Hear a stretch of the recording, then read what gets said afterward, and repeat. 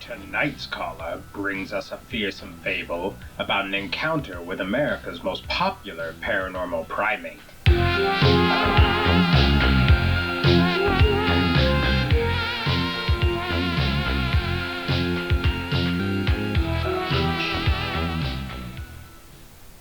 Season's screechings, groovy ghoulies. It's your broadcaster from beyond, the Kool Ghoul, coming at you from 66.6 Dead Air Radio. October has arrived, the most wonderful time of the year. The sounds of death and dismemberment fill the air.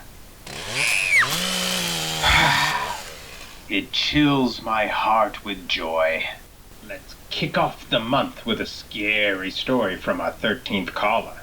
I really think you'll enjoy this one, listeners. All right, caller, you're on the air. All right, so dig this. Like, weird shit happens in the forests of Upper Oregon, especially in that sweet spot between Mount Hood and Adams, a hot spot for every little bit of paranormal strangeness in our already strange world. People think of the state as one big extension of Portland, but the honest-to-goodness truth? The state is mostly forest, and dense forest too, some of the thickest you'll find. I moved away after high school, partially by choice and partly because my folks kicked me out. I spent the summer down in New Mexico fishing and living out of my van while I picked up odd jobs from nearby ranches, but by mid-September, I began to feel homesick, and I figured I might as well visit the folks and spend some time amongst the trees. October is the best time to visit Oregon. The crisp air of winter hasn't set in, and the heat of September's Indian summer hasn't left yet. The result is a cold morning that bleeds into a comfortable jeans and t-shirt kind of day, ending in a freeze-your-junk-off night. The best of everything. An hour from my hometown, I made the last-minute decision for an impromptu camping trip before visiting the folks. Parked my van at the edge of a cozy little horse camp sandwiched between Wadham Lake and the edge of the Pacific Crest Trail. High enough in elevation that all the light pollution of Portland and my hometown couldn't reach you, and as dark a night sky as you could want. Perfect for stargazing. The place was a popular spot for UFO watchers because of how clear the skies could be and its picture-perfect view of Mount Adams. However, UFO watchers were summer folk. Never came up here in the fall, so I had the place to myself, save for the occasional hiker. I planned a short day hike around Wadham Lake, which sat at the bottom of a small gully. I wanted to get some trout fishing in too. It's a good lake for trout. I kept my day pack permanently packed with the essentials: first aid kit, some homemade fire starter, a flashlight, and MREs. The pack required little preparation outside of whatever I felt like snacking on while at the lake. Be prepared, the motto of the Boy Scouts and all. I spent the day relaxing around my van, reading and polishing off the last of the kielbasa and beer I had in my small cooler. The morning was colder than expected. I woke up before dawn and fixed myself a quick breakfast and a thermos of coffee to nurse on throughout the day, and set out towards Wadham Lake. A small, well-maintained gravel trail connected the horse camp to Wadham Lake's parking lot.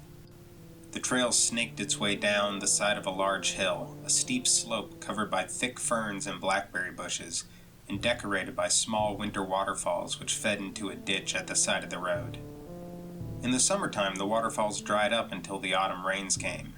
The closer to November, the bigger the waterfalls became, eventually overflowing the ditch and spilling out onto the road, making it unusable for the winter. When I reached the parking lot, I noticed something had busted the wooden marker of Wadham Lake's trailhead in half. The top splintered and spread across a small parking lot which separated the two trails. Someone must have backed into it, or some drunks felt like wrecking up the place. The trail was a wreck too, bushes ripped up and tree branches stripped of bark strewn across the dirt path. The whole scene put me on edge. Sure, it could be drunks or teenagers having fun wrecking the trails. I won't pretend my friends and I didn't do the same back in high school. There was the chance that this was the work of a bear letting folks know he'd moved in. I thumbed the buttoned pouch on my belt that held the pepper spray, thought back on a joke my dad used to tell me. How can you tell if you found bear poop? It smells like pepper spray. Wadham's trail didn't get much better the longer I walked it. A small stream eroded the steepest part of the trail, carving its home along the center. The log steps held in place by railroad ties had begun to bloat and rot from their months soaking in water. I stepped carefully. A wet, punky log could easily lead to a sprained ankle, or worse, a broken one. The descent was exhausting, and the stream had grown in size, transforming the trail into a craggy, root-filled trench, which forced me to hike the trail's edge. The fishing better be good for the hell I put up with to reach the lake, I thought. Eventually, the trail flattened out, and the stream came to its final resting place in a massive puddle that formed a small pocket on the verge of overflowing. From here on, the trail became a series of switchbacks that gradually eased you down the hill, and finally to a small sandy beach at the edge of the lake. A large widowmaker connected the mainland to a small island covered in thick bear grass and a shriveled lone pine tree. A divot had been crudely carved into the tree, forming a makeshift bench halfway over the water. I figured this was as good a place as any, and prayed to the fishing gods that whoever carved the bench had found the sweet spot. I fixed a rooster tail on my line and cast it out into the lake, and I sat in silence, reeling my line in slowly before casting it out again. Some newts who had made their home under the log watched me as I bobbed up and down in the water before they eventually swam off in search of a new place to hide. My favorite part of fishing has always been the wait, more than the momentary excitement of reeling in a fish. One of life's few chances to relax and be with your thoughts. Real Zen type stuff.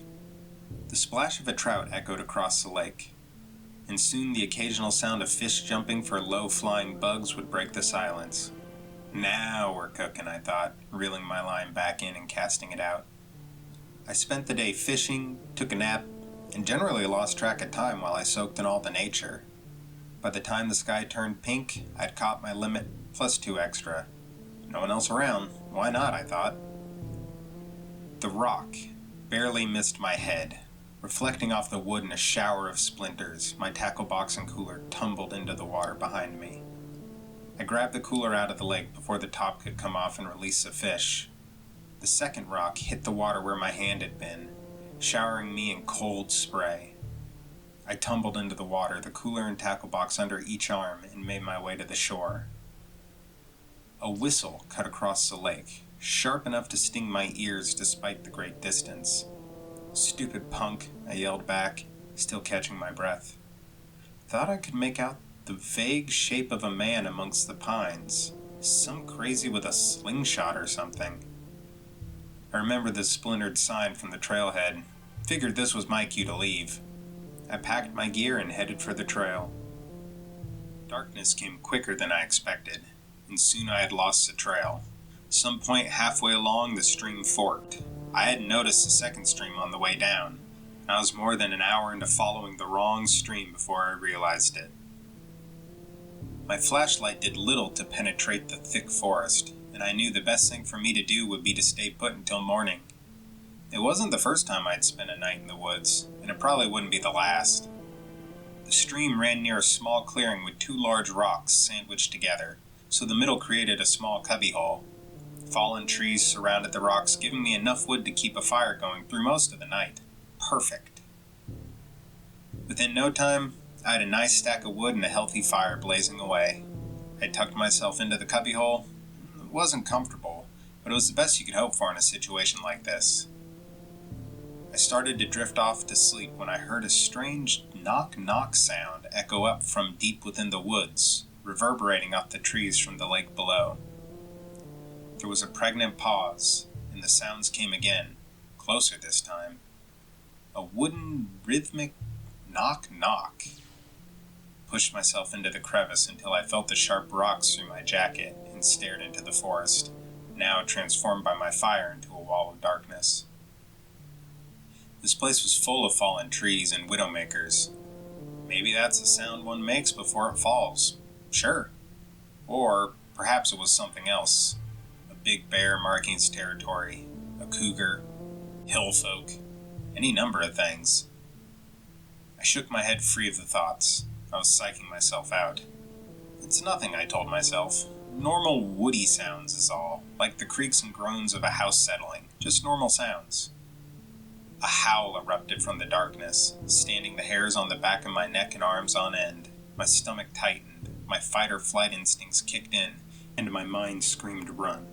Run and try your luck in the dark, but my body didn't move. The sensible part of my brain put my body into park. Sure, I knew my van was somewhere at the tip of the hill, but I also knew whatever made that noise sounded big, and most likely knew these woods better than I did. Here, I had my fire, my protective doorway from whatever the hell was knock-knocking and howling down by that lake. The knock-knocks returned, closer this time. Something massive moved. The bushes rustled, branches cracked, as the thing circled my campfire from the dark. I followed the sound with my eyes and strained to see beyond the firelight. The thing grunted, a deep, wet, burble sound like someone burping and saying, huh, in the same breath. I fumbled for my pepper spray, thumbing at the button on the pouch, and found it open and empty. I must have lost the pepper spray when I took my spill into the drink earlier in the day. Get out of here, I yelled. My voice cracked, sounding more like a question than a demand. The thing knocked against the trees. Then the bushes parted, and a large, dark mass emerged. With one smooth movement, it stepped from the brush into the light of my fire and sat down. My body trembled with fear, and I pressed myself deep into the crevice until I felt the sharp points of the rock puncture my skin, and the tingling sensation of blood droplets cooling. The thing rested on the balls of its large, flat feet, its body a hunched, shaggy mass of dark matted hair and mud, vaguely in the shape of a man. Like a Stretch Armstrong whose arms and legs had been pulled taut and had yet to return to their regular size. The thing rested its palms on the ground, its hands hairless, save for the strips of dark, wiry hairs which adorned the tops of its knuckles. Two wet, dark eyes stared at me, the glow of the fire reflecting in them. Below those eyes hung its mouth, limp lips, thick and pockmarked like an old denim jacket. The thing stunk to high heaven, the kind of stink that hits you like a punch to the gut, makes you gag with just a whiff of it. We stared at each other, those big dark eyes looking from me to the fire, and then back to me. The thing's mouth flapped silently. You could see the gears turning in its head, trying to work something out. Again, it looked at the fire, then at me, then at the fire. The gears turned, and finally, its eyes returned to me, dark and intelligent. Whatever was mulling around in its brain had settled, and its decision made. We sat for what felt like an hour staring at each other. On occasion, it would glance at the fire and then back at me. We continued our staring contest, and again, it checked the fire. Its gaze returned to me, and those big, loose lips pulled back into some kind of smile.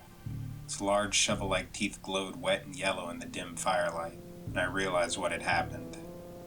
I forgot to feed the fire. I'd been so focused on the thing, I let the fire die. The thing reached for me. I grabbed a log from the pile and threw it on the fire. The flames returned with a shower of sparks, and the thing yelped and sat back. The smile faded, and the creature stared at me.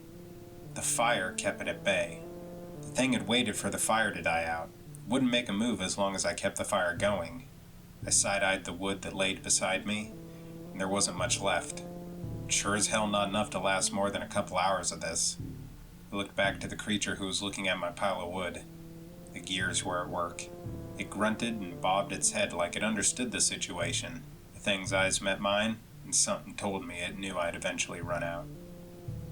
Our staring contest continued into the night.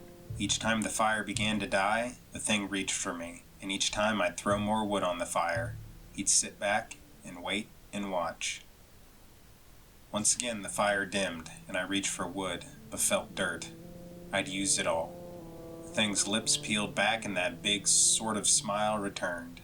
I knew the jig was up. It leaned across the fire, and panic seized me. I grabbed my backpack and flung it on the fire. The fabric caught and the flames blazed up. The thing howled, and I felt a cold wetness in my pants. It slapped its hands on the ground and huffed. I'll make it out of here, I thought. I'd burn the clothes on my back if I needed to. and I think the thing knew it too. We played the game for hours, and I was tired. I had nothing left but my cold, wet underwear. I had burned everything else, and this was it. As soon as the flames died, the thing would have me. The adrenaline and fear had overtaken me, wearing me out. My eyes felt heavy, and a sleepy delirium set in. I fought to shake it off, but couldn't. I'd fall asleep, then jerk awake a second later. The fire grew weaker each time I opened my eyes, and each time they closed for longer and longer periods, till my world went completely dark. The high school trail repair team found me in the morning. 2 of the kids had snuck off for a recreational smoke when they stumbled upon me. I was barely conscious and suffering from hypothermia. I don't remember much except for my smoldering fire pit and the little cooler of empty fish hanging from a tree branch stripped of its bark. The crew lead, an older gentleman with a thick beard, drove me to the hospital. He wrapped me in blankets and gave me his thermos of coffee. The kids were kind enough to let me have their bag lunches. I figured they were happy to have the day off. By the time we reached the hospital, I had my wits about me again, and I told the doctor my story, but he chalked it up to paranoia and hallucinations. Weird shit happens in the forests of Upper Oregon. Strange things live deep within the woods. I still fish in Wadham Lake, but when I hear those knock-knock sounds, I know it's time to pack up and leave. Thanks for calling. I'd hate to have a run-in with that sinister Sasquatch. Talk about a creepy cryptid. Have you ever had any eerie encounters with the unexplained? Leave a comment below.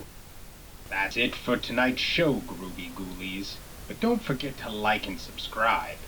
And click that little bell icon so you know when the next show is out. As always, I'll be right here waiting for the next 13th caller.